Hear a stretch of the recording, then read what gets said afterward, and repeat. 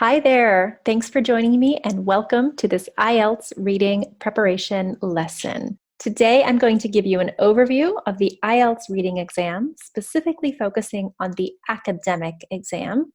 I'll share some very helpful tips and tricks about how to tackle different question types, how to master your strategy, and ways that you can improve your reading skills before taking the exam. And then we will close out with an example passage featuring two very interesting question types that students love and hate. And I'll give you a couple of reasons why that is. I hope you're ready. Let's jump right on in. So here I have just a little overview about the differences between the general test and the academic test. And like I mentioned earlier, we're going to focus on this academic test, but I'll just explain some major differences between the two.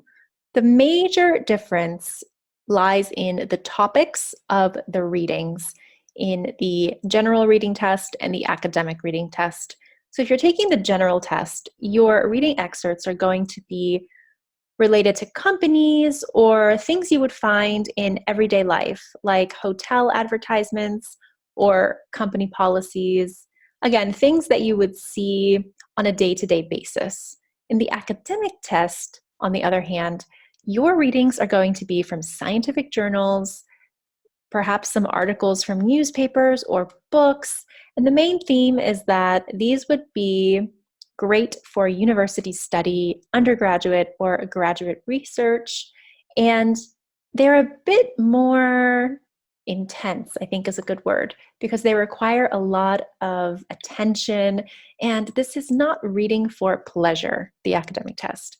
This is reading to understand a theory or to find information, and it's not something you would want to read on a plane, for example, or at the beach. So that's what makes it a bit more difficult as well. In any case, you're going to find 6 to 10 paragraphs in one passage, and it's going to be a narrative or descriptive style. And topics for the academic test could include something like anthropology, history, biology, linguistics, again, things that you would find in the university or academic setting. Also, something to note about this is that you'll have a lot of technical terms. Later, we'll talk a bit about vocabulary and some tips, but just keep in mind that the vocabulary for the academic test is a bit specific. And so in both exams, in both tests, you're going to have 3 reading sections with a total of 40 questions, and time-wise, you have 60 minutes for the whole section. You might think that's a lot, that's 1 hour, but we need to be smart about our timing, and this is something we'll talk about next. Timing is crucial because you have 3 sections, but you'll have at least 2 or 3 question types per passage. So this is something to keep in mind. So let's move on to timing. All right. Now, again, I'm focusing on the academic test. And when I'm looking at those 3 sections, I would say if you spend more or less 18 minutes per section, you're at a good place. Now, I'm an English teacher, I'm not a math teacher, but if 18 minutes for 3 sections comes to about 54 minutes, more or less, you're going to have about 5 to 6 minutes to check your answers and also transfer them to your answer sheet. Okay, so also transfer and checking is part of these 60 minutes, hour that you have. This is important because perhaps you have a very difficult passage in section 1, but you've decided to skip ahead and complete the rest of the sections, which is a good idea. If you have time remaining, you can perhaps use it to check your information in section 1. Never a bad idea to have some time at the end for this. I wouldn't go overboard, however, so I wouldn't do much more than 5 to 6 minutes because you want to have enough time spent on your reading and your passages. All right, so here are 3 question types. We have identification, matching, and completion. So you'll notice that we have 3 different question types in identification, 4 in matching, and 4 in completion. Now, I'm not a math teacher, but I think that would give us 11 different question types. And we'll be looking at these different question types briefly in this video, but we also have videos that go more in depth for each one. Just to give you a little overview here, identifying information and identifying the writer's argument are similar in that you'll have to answer questions that are similar to true and false or answering yes and no. The difficult part about this is that there's an option not given, and this usually confuses students. We'll go ahead and look at this together. Multiple choice is something that students have seen in the school setting or university setting. It's probably the most familiar type of question, and you'll have to identify the main points and identify the answer to your question from a group of options. Then we have our matching questions, and we have 4 of them. So information, headings, features, and sentence endings, and we will look at these as well. And lastly, we have our completion, where you'll either have to complete a summary or a sentence or a table that has certain gaps. And the short answer question would also be a form of completion because you are writing out the answers. Okay, let's go ahead and get started. So here's a lovely example of an identifying information question type. And you have your passage on the right-hand side. In this case, for the example, we're not going to go in depth on the reading passage. We're going to pay attention to what the questions are asking you to do. So here you'll be given statements relating to the passage. So for example, we see a statement here: chronobiology is the study of how living things have evolved over time. Again, very academic in nature, but this is a statement. And your job will be to answer whether or not the statement is true, or if it's false, or if this information is not given in the passage. It's really important that you don't rely on outside information for this question type. Let's say that you're a master of chronobiology and you know all about it. Unfortunately, that is not going to help you for this exam because you'll have to rely on the information in the passage and the information in the passage alone. This is notorious for being one of the most difficult question types. So I've started with the most difficult, but it's one of the most difficult because students confuse the answers false and not given. Now, false would be answered if the statement contradicts what is located in the passage. It's not given if the passage doesn't contain the information. And this can be confusing. It's very tricky. You might think that you've read something that contradicts this statement, but perhaps it doesn't. So this takes some time to get used to. Of course, true would be answered if the statement agrees with the information in your passage. For this reason, we are going to look at this example at the end of our video when I take you through a step-by-step example. So don't worry, we're going to approach this and I'm going to show you just how you can tackle it. So keeping in line with the identification, we have identifying the writer's views or claims, similar in nature because you have answers that range from yes, no, and not given. So you guessed it, the confusing part here will be the difference between no and not given. It's a bit similar to the identifying information in that you would answer no if the statement contradicts the claims of the writer, and you would answer not given if it's impossible to say this, so if this information is not included in the passage. This can also be quite tricky because you have to think of what the writer says or the writer's views, and it's a bit different than true and false. You can follow the same strategy though for the identifying information question type. And now we see our classic multiple choice. It's a familiar question type, so if you have strategies like process of elimination that you've used in the past for this question type, don't forget that because process of elimination is an excellent strategy to use for this question. Of course, you're going to have a question and a number of options, and you'll have to choose the correct answer from the options you're given. Now, this question can range. So our example here has 4 options, and you'll have to choose one of them. However, some multiple choice questions will ask you to find 2 answers out of 5 or 3 answers out of 6. So this question does have 3 different variants, and you'll have to be prepared for all 3.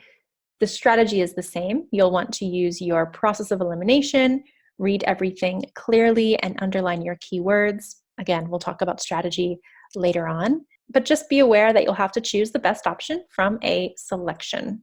Students find this multiple choice question more or less like what they have been exposed to in school or when practicing anything academic. So it's not too much of a surprise. You just have to make sure that you're using process of elimination wisely and that you're not letting time get away from you. All right, here we have our matching information questions. So now we're going to look at our matching questions. And the first one, matching information. This is also one of those infamous question types on the exam that students dread getting. I'll explain why. Now here you're going to be asked to match statements. So here we see them in 14 through 19 to paragraphs. So for example, you have paragraph A, paragraph B, and so on. So you'll have to match these statements to the paragraph. And sometimes you'll see these lovely notes that say, you may use any letter more than once. And so you can't use process of elimination in these cases because one could be used more than once. This is also something to keep in mind and watch out for. It's a little bit tricky because students think they have to understand all of the information that's presented, but in reality, you don't need to understand what the whole paragraph is about. You just need to find specific information in the paragraph and match it to one of these statements. The answer is usually in a whole phrase or in a sentence instead of just a single word. So you'll really have to use your scanning and skimming techniques, which we will talk about later on in this video. Bottom line, with this, you'll need to make connections with your examples and the passage. Now, students tend to like the matching headings question type. It's a bit different because it tests your ability to understand the main idea of each paragraph. So here we see section A, for example, section B, and so forth. You'll be given more or less 5 headings. So we see them on the left-hand side, 5 to 7 headings, and you have to match each paragraph in the reading to one heading. And there are always more headings than paragraphs, so you're going to have some left over. Again, you can't really use process of elimination in this case, but you're just looking for the main idea. So the skimming technique would also be good in the matching headings question. Now again, for our third matching, we have matching features. You have your reading passage on the right-hand side here. And in this case, you need to make connections with very specific details in the passage. And it's very specific. So for example, our answer options A through E would answer 7 through 10. So we'd have to see, for example, which group used black powder, rocket-propelled arrows, and we would scan for this information. So scanning is where you would specifically look for this information in your passage and use that to answer your questions. This is a very quick type of question type because if you have a great scanning technique, you'll be able to scan quickly, find the answer it, and move on. And we're also going to show you an example of a matching features question in our example. And this will be great because we're pairing up, I don't want to say an easy, but we're pairing up an easier type of question with a more difficult question type. So you can see how you can approach these two question types together. So stick around for that. Now, for this matching sentence question, you will have some options in a table that go along with the incomplete sentences, which would be your questions. So for example, you see 8 passive smoking, and then it would go along with one of these options. Compared with a non-smoker, a smoker would go along with one of these options. So you would use the same matching techniques that we have looked at and that we will look at in our videos. And it's interesting because in this case, you can also look at grammar. The more difficult question types and passages will have options that contain grammar that makes sense in all of these questions. Sometimes you can eliminate options based on grammar alone, but it's always best to confirm your answers in the passage. So in this case, again, we're matching incomplete sentences with possible endings. Now for our completion. Here, for example, we have a summary completion.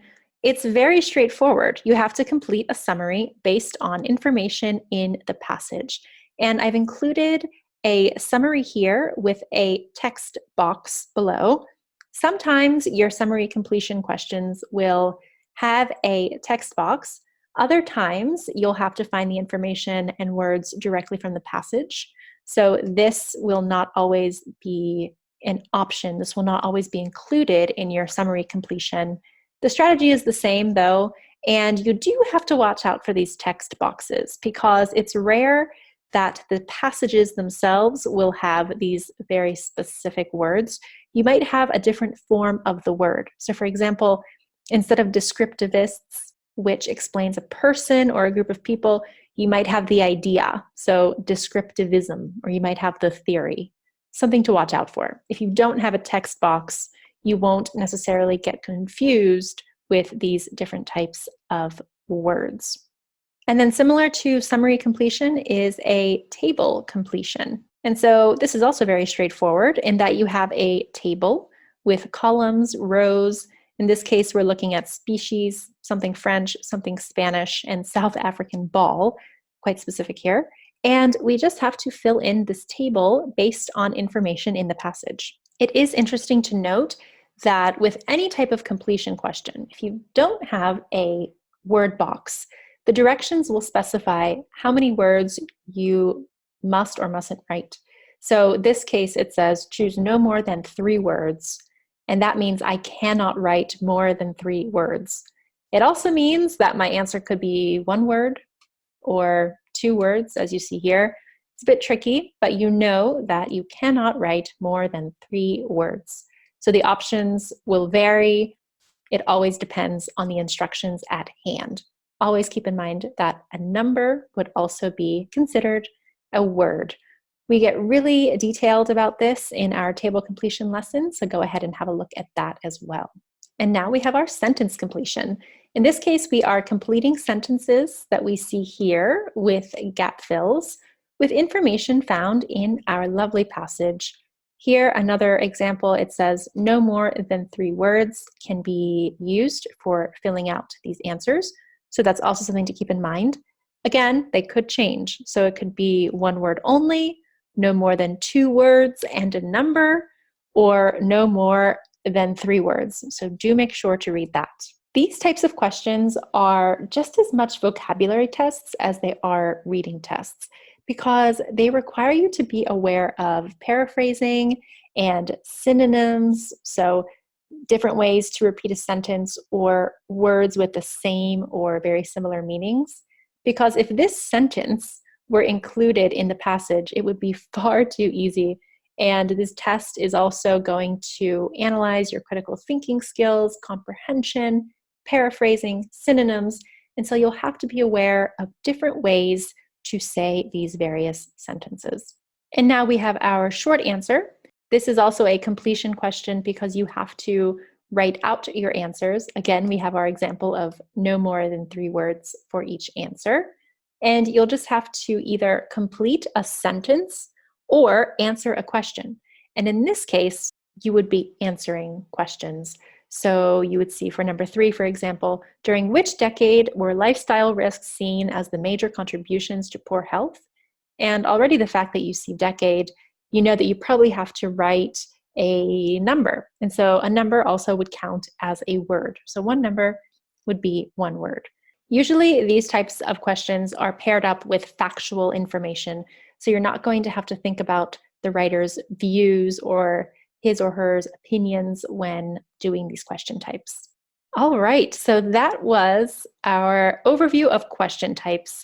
Just to make it easy, I paired up this lovely table with questions that are usually in order and questions that are rarely in order. I think you're more apt to remember it looking at it this way instead of saying it after each question type. So if you look at this table, the matching questions, so matching headings, matching information, matching features, these are rarely in order. So if you find the answer to number 1 in paragraph C, the answer to number 2 might be in paragraphs A or B. These questions on the left-hand side, on the other hand, usually appear in order. So that means if you find the answer to number 1 in a multiple choice question in paragraph B, there probably isn't going to be an answer in paragraph A because that comes before your first answer. This is helpful when understanding timing and strategy. However, the IELTS exam could also trick you or contain something that is not necessarily in order. So use this as a guide, but always be aware to use your best critical thinking skills when you take the test. I think this table does a really nice job of showing you the majority of the questions are usually in order, and these matching questions are rarely in order. So always keep that in mind. The only matching question that usually comes in order is this matching sentence endings. Okay, so we've looked at our question types. Let's get into strategy. So I have some 4 steps that you can use as a general strategy. Again, if you look into our videos for each question type, we get very specific with do's and don'ts and the best way to go about each specific question type. But as an overview, I think it's a great idea to just go through a strategy. If you don't have a strategy, you should adopt this one. If you have a different strategy, I'd encourage you to think twice about it and hear me out with this strategy. First off, no matter what question type, you want to read your questions first. I can't tell you how many students read the passage first, and this is probably the worst strategy. And reading the passage first is not doing you any favors. In fact, it's hurting you in terms of timing and also comprehension. You never want to read the passage first because you'd be reading blindly. You'd be reading for enjoyment, really. If you enjoy reading academic texts, that's one thing. But for this test, this is not reading for pleasure. You want to read to get your answers correct. And so in order to do that, you have to read your questions first to understand the strategy you have to use, the information that you're looking for, and that will help you succeed in this exam. So above all else, the golden rule is to read the questions. Once you've done that and you have looked at the theme and the ideas and you have a better understanding at what you'll need to read for in the passage, this means that you're reading the passage for an objective, okay? So you're reading for an objective. And in order to do that, we have 2 strategies that I talked briefly about during our question type analysis, and that is scanning and skimming. These are our 2 reading twins, excellent strategies. Let's talk about them a little bit more. Okay, so I have separated this page into scan and skim with some very helpful images that I always think of when I think of these 2 strategies. Let's start with scanning. Basically, if you are scanning, I want you to think about it like you are reading with headlights. So think of this, your lights. If you're driving at night or in the evening, you have to drive with your headlights because you have to see things. You have to see an animal crossing the road, or you have to see people crossing the road. And so in this case, when you are scanning, you are reading for specific information with your headlights because you have to read and you have to see certain terms or certain phrases that you have picked apart from your first step, which is read the questions. So this scanning technique is extremely important because you cannot read the whole passage in 3 different sections, answer all of your questions, and be expected to succeed in 60 minutes. You need to really pick and choose the words you're looking for, and you have to narrow your search. So scanning is excellent for picking out specific information.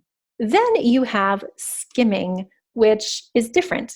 This is reading to get the gist or the general idea of your text. You're not looking for specific information. You're looking about how you can think of this information and understand a summary or the main idea. So you're actually thinking here to get the gist, the main idea. You won't have specific information readily available. You'll have the idea though, and that can help with specific question types. Basically, what I do is I will scan for information. Once I see a promising word, I'll stop there, I'll highlight, and then I will skim quickly.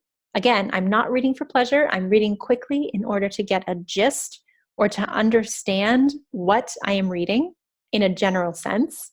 And then that usually helps me answer the questions. Above all, it's really important not to rely on just one of these. In our specific videos, we look at question types that call specifically for scanning or for skimming or a mix of both. And I usually find that each passage will contain a mix of scanning and skimming. So you really need to practice these two strategies. Now, my third step is going to be taking notes. So as you are reading the passage for your objective, you will probably find yourself making notes in the margins of your passage, or maybe placing stars like this as to where you found information that could be helpful for a certain question. It really doesn't matter which system you use for taking notes. You could draw symbols, or you could draw stars or underline.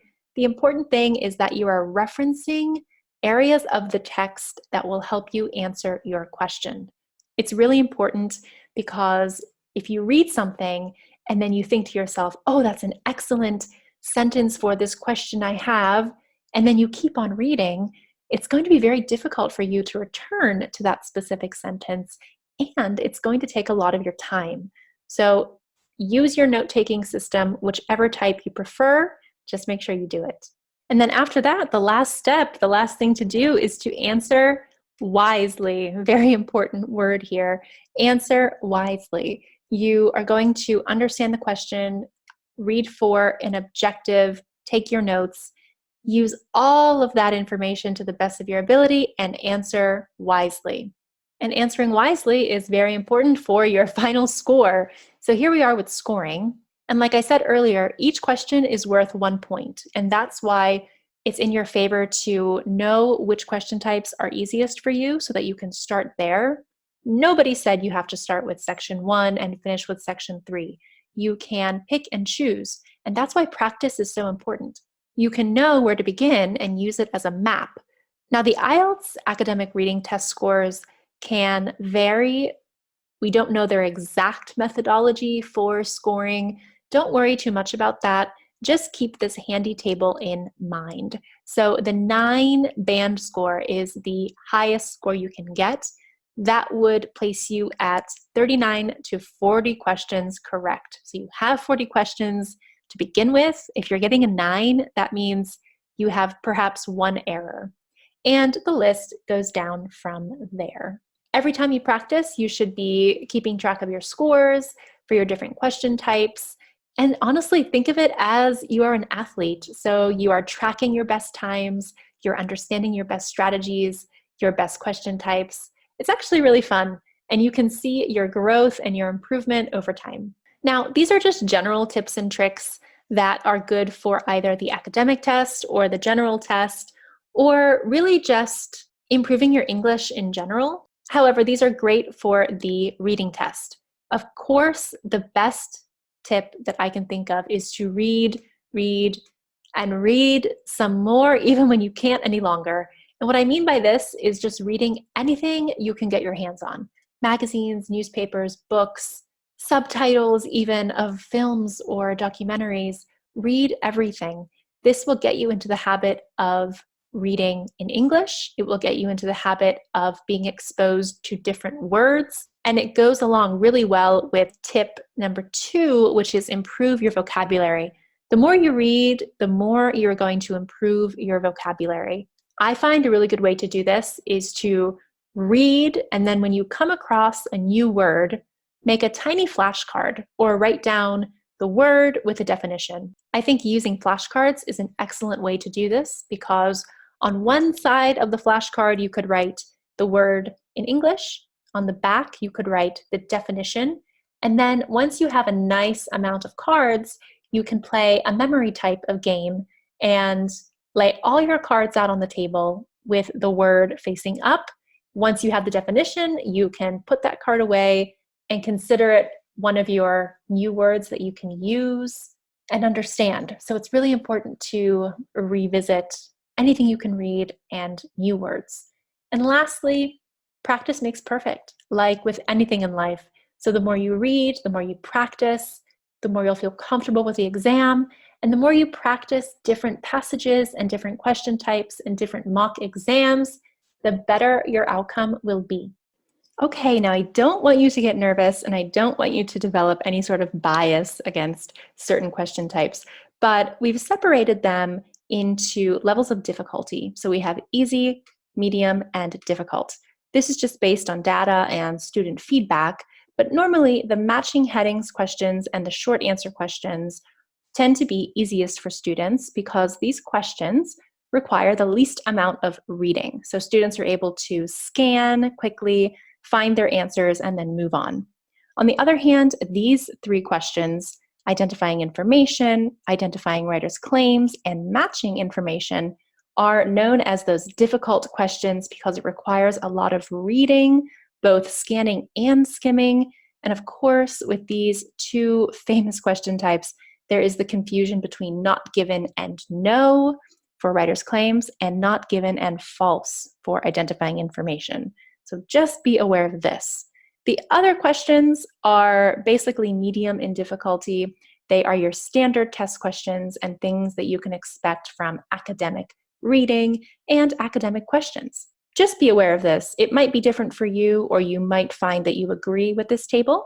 Today, however, we will combine a difficult question and a medium difficulty question in our example, and I'll show you how I chose to approach handling these two question types together.